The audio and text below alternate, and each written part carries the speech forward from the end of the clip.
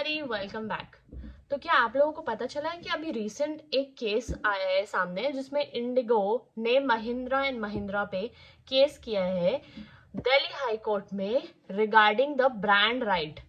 तो इंडिगो की एक एयरलाइन है जिसका कोड है 6E और महिंद्रा ने अभी जो न्यू लॉन्च किया है कार इलेक्ट्रिक व्हीकल उसका नाम रखा है BE6E। तो इंडिगो ने अपने ब्रांड राइट के लिए महिंद्रा को सू किया है दिल्ली हाई कोर्ट में, जिसकी वजह से महिंद्रा को अपना नाम BE6E की जगह उसको BE6 करना पड़ा है। Yes, today we are going to talk about intellectual property rights. तो इंटेलेक्चुअल प्रॉपर्टी जो था वो मॉडर्न यूरोप से ओरिजिनेट हुआ था, बट उसके पहले हम सिर्फ यही जानते थे कि दो टाइप्स की प्रॉपर्टीज होती है, एक मूवेबल और दूसरी इमूवेबल। बट ये जो इंटेलेक्चुअल प्रॉपर्टी है ये इन दोनों से बहुत अलग है। हिस्टोरिकल बैकग्राउंड में जाके समझे तो अकॉर्डिंग टू रोमन लॉ, अगर कोई इंसान किसी पीस ऑफ पेपर पे कुछ लिखता था जो कि वो पीस ऑफ पेपर किसी और की है, वो किसी और की बिलोंग कर रही है वो पीस ऑफ पेपर, और उस पे कोई राइटर कुछ लिखता है, तो उसका ओनर वो राइटर नहीं होगा, बल्कि वो पीस ऑफ पेपर का जो ओनर है वही उस राइटिंग का राइटर होगा। अब अगर वर्ल्ड इंटेलेक्चुअल प्रॉपर्टी ऑर्गेनाइजेशन विपो के अकॉर्डिंग देखा जाए तो इंटेलेक्चुअल प्रॉपर्टी है क्रिएशन ऑफ माइंड, या किसी नए इन्वेंशन के बारे में, या किसी आर्टिस्टिक वर्क के बारे में, या लिटरेरी वर्क के बारे में, या किसी डिजाइन के बारे में, या किसी नेम या इमेज के बारे में जो किसी कॉमर्स में यूज किया जाता है। अगर सिंपल मीनिंग समझे इंटेलेक्चुअल प्रॉपर्टी की, तो जो फर्स्ट क्रिएटर होता है किसी इन्वेंशन को क्रिएट करने वाला, या किसी भी चीज को क्रिएट करने वाला, जो फर्स्ट क्रिएटर होता है उसकी जो फर्स्ट टाइम की हुई इन्वेंशन होती है, उसका जो राइट है उसे इंटेलेक्चुअल प्रॉपर्टी राइट कहा जाता है। तो अभी एक डेफिनेशन में यह भी देखा गया है कि कोई भी इंसान खुद अपने ओन पर्सनल सेल्फ इंटेलेक्ट के बेसिस पे ओनली डिपेंड करके कोई नया इन्वेंशन नहीं क्रिएट कर सकता।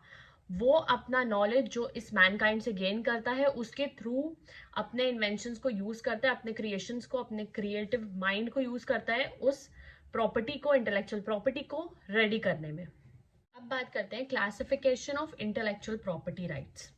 तो पहला इसमें आता है इंडस्ट्रियल प्रॉपर्टी। तो इंडस्ट्रियल प्रॉपर्टी में आता है पेटेंट्स, ट्रेडमार्क्स, या इंडस्ट्रियल डिजाइन, या न्यू वैरायटीज ऑफ प्लांट्स, या जो भी इनके एरियाज में डिफाइन होते हैं वो सब इंडस्ट्रियल प्रॉपर्टीज में आते हैं। क्लासिफिकेशन में सेकंड आता है लिटरेरी प्रॉपर्टीज।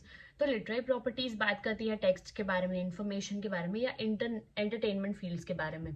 तो इसमें आता है कॉपीराइट।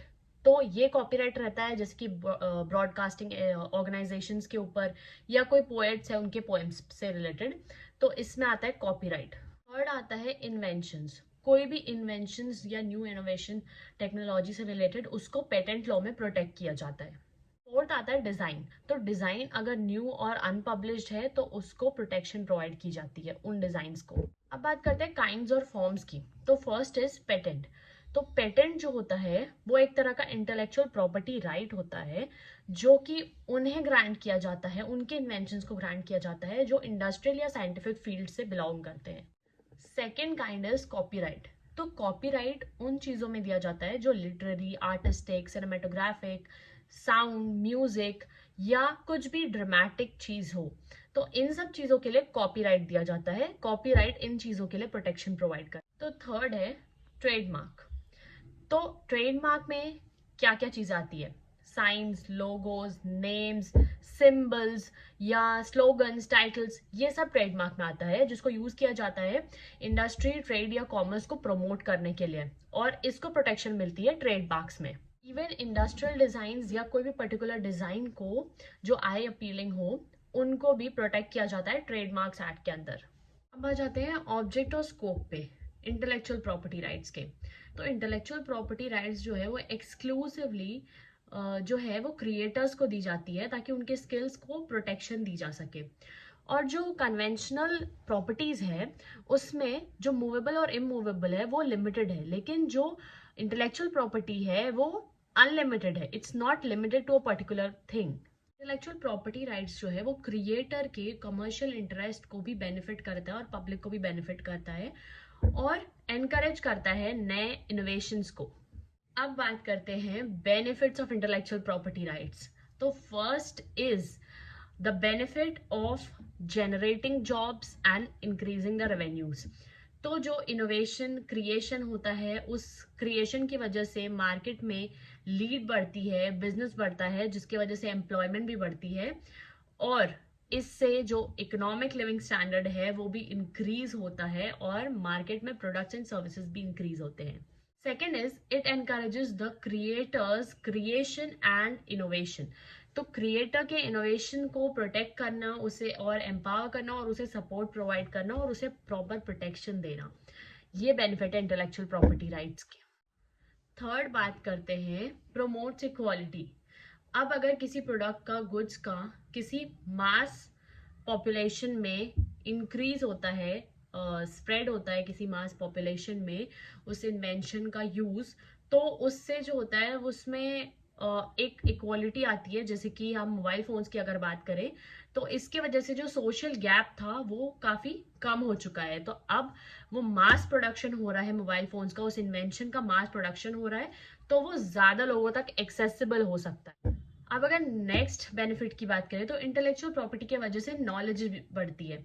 तो जैसे कि टेलीविजन का इन्वेंशन हुआ था, जिसके वजह से रिमोट एरियाज में भी काफी नॉलेज बढ़ता है अगर टेलीविजन को यूज किया जाए प्रॉपर वे में। Next benefit is it enriches the culture. तो जो इंटेलेक्चुअल प्रॉपर्टी राइट है वो आर्टिस्टिक और लिटरेरी वर्क्स को सपोर्ट करता है, जिसके वजह से कल्चरल डेवलपमेंट भी होता है और कल्चरल एनरिचमेंट भी होता है। Last but not the least benefit is it reduces brain drain, जिसका ये मतलब है कि जो लोकल टैलेंट है उसको आईपी लॉज जो है वो एनकरेज करता है, जो लोकल टैलेंट्स है वो स्टे करे और उस चीज को क्रिएट करे, क्योंकि उनको ये एश्योरेंस रहता है कि हमारे इन्वेंशंस को प्रोटेक्शंस मिलेंगे। Last benefit is it encourages the investment. तो ये गवर्नमेंट को और बिजनेसेस को इन्वेस्ट करने पे मजबूर करता है, ताकि बिजनेस को बढ़ाया जाए और रिसर्च एंड डेवलपमेंट और इनोवेशन में इन्वेस्ट किया जाए। That's all everybody. Thank you so much for watching my video till end, and also thank you for all your support. Keep supporting. Don't forget to like, share and subscribe and drop your comments. How did you like the video? और further इस part में मैं और भी discuss करूंगी patents law की details में, और भी टॉपिक्स के बारे में इंटेलेक्चुअल प्रॉपर्टी के। So stay tuned and don't forget to share with your family and friends. Bye bye, see you in the next video.